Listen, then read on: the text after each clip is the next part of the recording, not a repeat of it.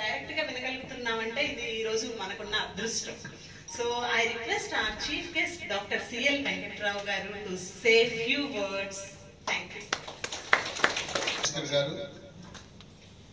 American oncology institute ని ఇంత చక్కగా నిర్వహిస్తూ జనసామాన్యులకు చేరువ చేసి నిరుపేదలకు సైతం డబ్బు లేని వారికి కూడా మేమున్నామని అండగా నిలుస్తున్న అమెరికన్ ఆంకాలజీ ఇన్స్టిట్యూట్ కి అధిపతిగా ఉండి డైరెక్టర్ గా ఉన్న కోట రాజేష్ గారు, అలాగే అందరూ సంపాదిస్తారు.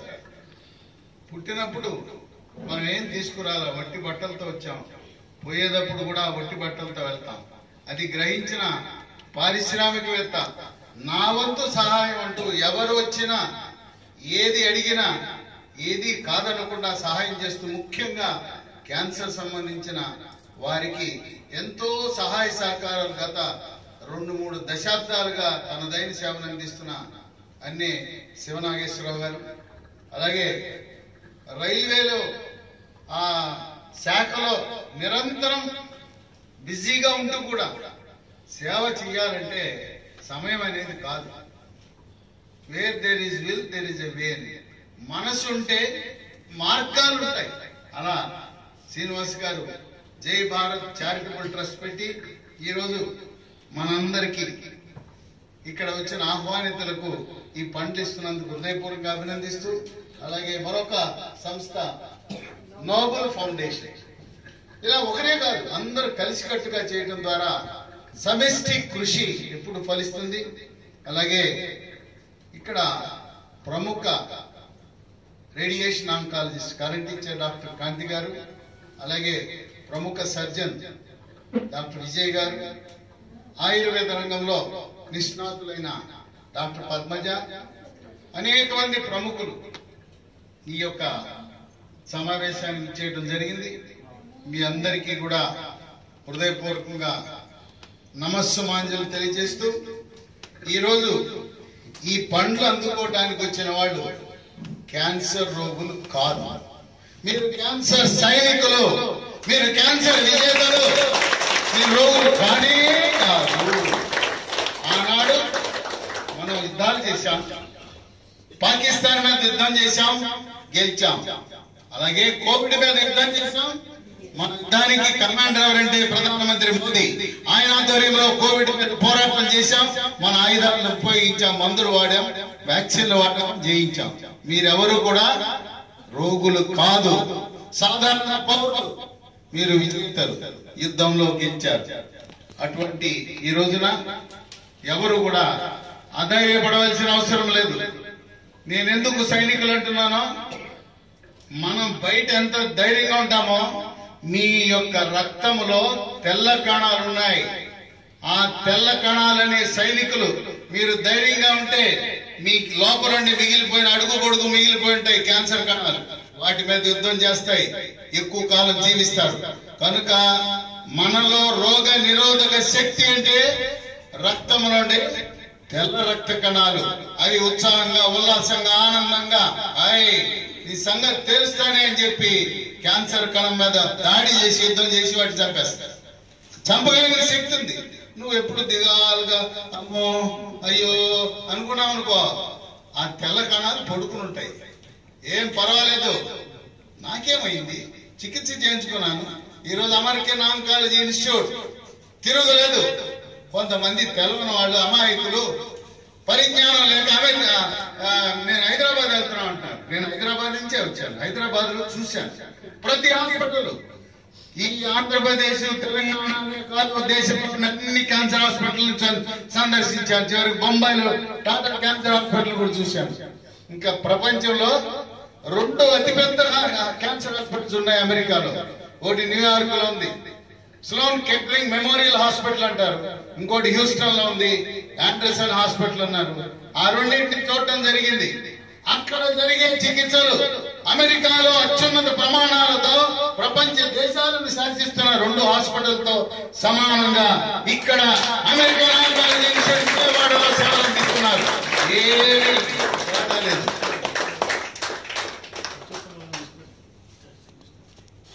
ఎందుకంటే నేను నిజాలు చెప్తాను. చూశాను, కళ్ళతో చూసి మాట్లాడతారు. మరి రోగులు అనండి నేను, వాళ్ళు నా కుటుంబ సభ్యులు. ఇప్పుడు ఈ యుద్ధాన్ని జయించాలంటే 3 వ్యూహాలు ఉన్నాయి. Military, navy, army, air force 3 ఉన్నాయి కదా. అలాగే ఇక్కడ క్యాన్సర్ జయించాలంటే 3 వ్యూహాలు ఉన్నాయి. అసలు ముందు రాకుండా చేద్దాం. రాకుండా చేద్దాం అంటే మన చేతిలో ఉంది. ఏం చేయాలి? ధూమపానం, బీడీ, సిగరెట్, చుట్టా, గుట్కా, పాన్ పరాగ్, నస్యం, జరదా, కిళ్ళి, పొగాకు ఉత్పత్తులను మనం వాడకుండా చెయ్యాలి. చేస్తే క్యాన్సర్ రాదు. రెండోది మందు. ఆ మందు తాగకుండా చేస్తే క్యాన్సర్ రావు. మందు తాగితే లివర్ క్యాన్సర్ వస్తుంది, మందు తాగితే అన్నవాడి క్యాన్సర్ వస్తుంది, మందు తాగితే నాలుక మీద క్యాన్సర్, పెదవి మీద క్యాన్సర్, గొంతు క్యాన్సర్, అన్ని క్యాన్సర్లు వస్తుంటాయి. కనుక మన చేతిలో ఉంది. మనం అందరం నడుము కట్టుకోవాల్సింది ముందు రాకుండా చేయటం. అలాగే మన రైతు సోదరులను వాళ్ళు ప్రభావితం చేయాలా. ఎందుకయ్యా మనకు ఆవు పేడ ఉంది, గేదె పేడ ఉంది, పశువుల పెంట ఉంది, ఎందుకు రసాయన ఎరువులు వదిలేయి? పురుగు మందులు ఎందుకు కొడతారుగా? పురుగు మందులు అవసరం లేదు.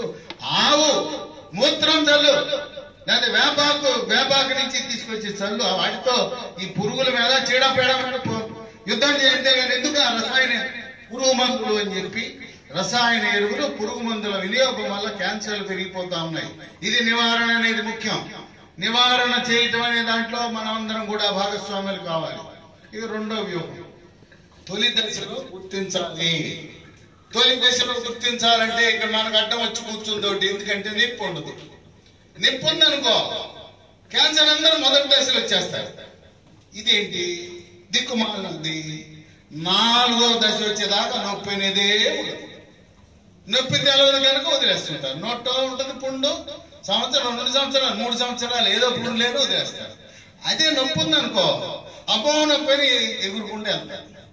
4వ దశ వరకు క్యాన్సర్ కి నొప్పి ఉండదు. అందువల్ల మనం ఆలస్యం చేసేస్తున్నాం. మనం కనుక తొలి దశలో గుర్తిస్తే, నేను జీర్ణకోశాల వ్యాధుల నిపుణుల్ని, పెద్ద పేరు ఆపరేషన్ చేశాను క్యాన్సర్ కి. మొదటి దశలో పెద్ద పేగు క్యాన్సర్ ఆపరేషన్ చేస్తే 50 ఏళ్ళు బతుకుతారు. 2వ దశలో చేస్తే 30 ఏళ్ళు బతుకుతారు. 3వ దశలో చేస్తే 5 ఏళ్ళు బతుకుతారు. 4వ దశ చేస్తే 2 ఏళ్ళు బతుకుతారు. చూసారా తేడా? కనుక తొలి దశలో గుర్తించాలి. ఇంకోటి మనం గమనించవలసింది, సమాజంలో చెప్పవలసింది ఏంటంటే, వంశ పారంపర్యంగా క్యాన్సర్లు వస్తాయి. తల్లికి అమ్మమ్మకి రొమ్ము క్యాన్సర్ ఉందంటే మనవరాలకి వస్తుంది. అది మన అవగాహన కావాలి. అలాగే పెద్ద పేరు క్యాన్సర్, తండ్రికి, తాతకి, మేనత్తకి, మేనమామకి క్యాన్సర్ ఉందంటే ఆ కుటుంబంలో మీద వాళ్ళు కూడా సంవత్సరానికి ఒకసారి కొలనోస్కోపీని, ఒక లైట్ అమర్చిన పరికరాన్ని మలద్వారం ద్వారా ప్రవేశపెట్టి పరీక్ష చేస్తే తొలి దశలో గుర్తించగలుగుతాం. ఆ విధంగా మనం ఏదైనా పాపం చేస్తే దేవుడు నువ్వు తప్పు చేసావు, నీకు శిక్ష ఇస్తాను, నీకు క్యాన్సర్ రావాలని నీకు శిక్ష ఇస్తానంటే అప్పుడు స్వామి నాకు క్యాన్సర్ వస్తే నాకు మంచి క్యాన్సర్ ఇవ్వు అని. ఏం మంచి క్యాన్సర్ అంటే థైరాయిడ్ క్యాన్సర్. థైరాయిడ్ క్యాన్సర్ వస్తే చచ్చిపోరు. అంటే థైరాయిడ్ క్యాన్సర్ వస్తే పూర్తిగా 100కి 100 పాళ్ళు విజయవంతమవుతారు. కనుక ఈ రోజులన్నీ నయమయ్యే జబ్బులు. ఇంత ముందులాగా మనం మానసికంగా కుంగిపోయి అమ్మో అయ్యో ఇంకోటి ఎవరు సానుభూతి అవసరంలా. ఎవరిని వచ్చి అమ్మాయి నీ క్యాన్సర్ అంట కదా అని ఏదో కళ్ళ నీళ్ళు పెట్టి చేస్తుంది. ఎందుకమ్మా నేను చికిత్స చేయించుకున్నాను, అమెరికన్ ఆంకాలజీ ఇన్స్టిట్యూట్కి వెళ్ళాను, అత్యాధునిక సదుపాయాలతో లేటెస్ట్ టెక్నాలజీతో చేయించుకొచ్చాను, నువ్వెందుకు బాధపడతావు? నాకు లేదు బాధ, నీకెందుకమ్మా అని చెప్పి చెప్పండి. ఎవరు సానుభూతి చూపించాల్సిన అవసరం లేదు. సానుభూతి మనం యుద్ధం గెలిచేస్తే, పాకిస్తాన్ నుంచి యుద్ధం గెలిచేస్తే ఏం సానుభూతి చెప్పు, ఎలా గెలిచావు యుద్ధం అని చెప్పు, 10 మందికి చెప్పాలి. అంతేగాని వచ్చి కళ్ళండి నీళ్లు పెట్టి అయ్యో అమ్మో నీకు ఇది వచ్చేసిందంట అది వచ్చేసి ఏం కాదులేవే, నేను ఇంక 20 ఏళ్ళు 30 ఏళ్ళు ఇక్కడే ఉంటాను, ఎక్కడ పోయిన ఆస్తి నాకే ఉంటుందిలే, నీకు రాసిస్తానని బెంగ పెట్టుకోబాక, నేనేమోనో ఇంకా 20 ఏళ్ళు 30 ఏళ్ళు బతుకుంటానని చెప్పండి. ఇది పరిస్థితి. తర్వాత చికిత్స చాలా మందికి తెలియదు. ఈ విజయవాడ నగరంలో ఇలాంటి హాస్పిటల్ ఉందని చాలా మందికి అవగాహన లేదు. నేను ఎవరు ఫోన్ చేసినా ఎప్పుడు చేసినా డాక్టర్లు బిజీగా ఉంటారు, అయినా కూడా వాళ్ళు స్పందిస్తారు. ఇక్కడ ఒక ఆయన ఉన్నాడు మేనేజర్ మురళి, మొట్టమొదటిగా ఆయనకి అప్పచెప్పేస్తాను పేషెంట్ తీసుకొచ్చి రిజిస్టర్ చేసి డాక్టర్ దగ్గరికి వెళ్ళి వాళ్ళు ఖాళీగా ఉన్న సమయంలో నాతో మాట్లాడిస్తారు. ఎందుకంటే పంపించడం కాదు, నేను వదిలిపెట్టను. ఎవరైతే వచ్చారో ఇంటికి వెళ్ళే వరకు అతను ఎలా ఉన్నాడని తెలుసుకోవాల్సిన బాధ్యత ఉంది. పంపించేసాను అయిపోవడం కాదు.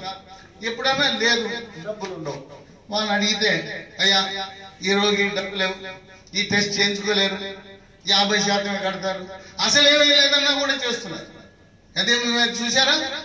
ఎవరైనా గర్భధరింతలు వచ్చి ఈ రోగికి ఏమీ కట్టుకోలేదన్నా కూడా చేసే పరిస్థితి ఉంది ఈరోజు ఈ హాస్పిటల్లో. అది మనకు కావాల్సింది.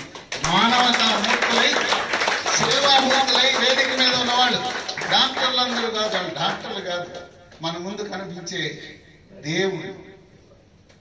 వైద్యో నారాయణ వారి అనేది ఎక్కడో ఉన్నారో మనకు తెలియదు, కానీ ఈ హాస్పిటల్లో ఉన్న ప్రతి ఒక్కరూ చిత్తశుద్ధితో, అంకిత భావంతో, తన వృత్తిలో నిమగ్నమై నైతిక విలువలు కట్టుబడి నా కుటుంబ సభ్యుడు అనే విధంగా ప్రతి ఒక్కరికి చికిత్సను అందించడం అనేది విశేషం.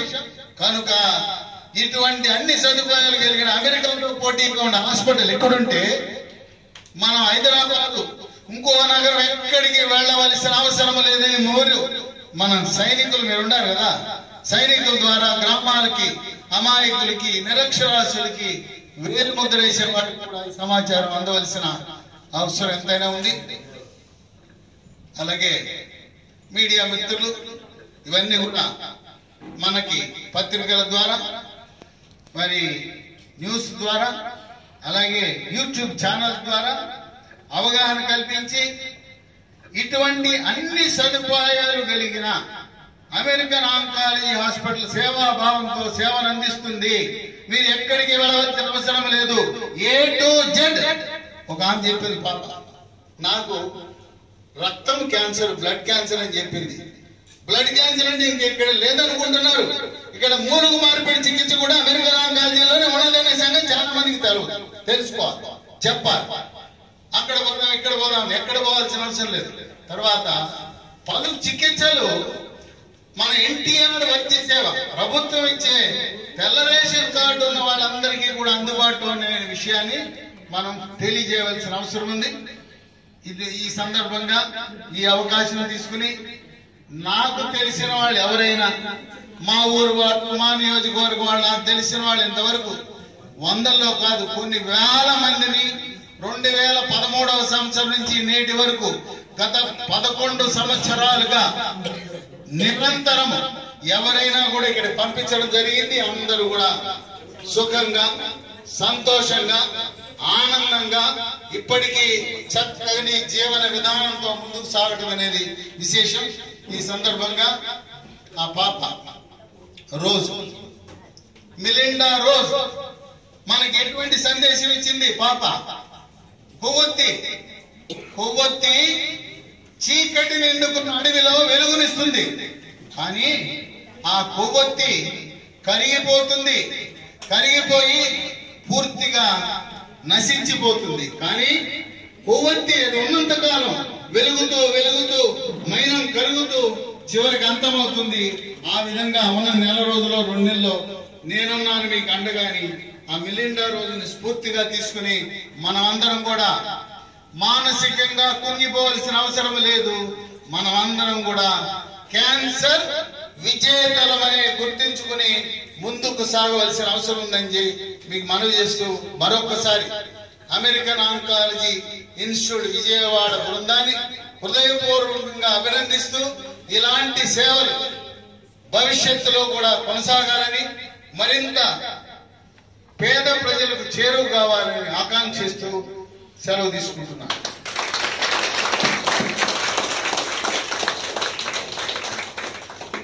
Thank you so much sir.